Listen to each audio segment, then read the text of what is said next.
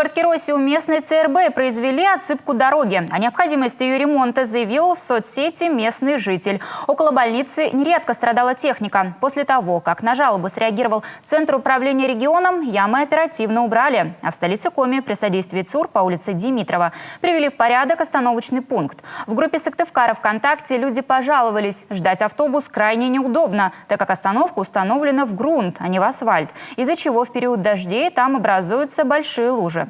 Силами дорожного хозяйства асфальтной крошкой было отсыпано основание и приподнят уровень платформы.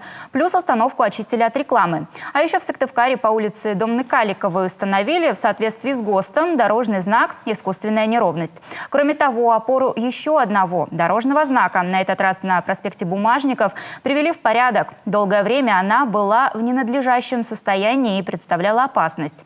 Если у вас есть жалоба, предложение или обращение, вы можете обратиться к органам власти в их официальных сообществах в соцсетях, через виджет в сообществе Республика Коми и платформу Госуслуги «Решаем вместе». Центр управления регионом поможет решить проблему.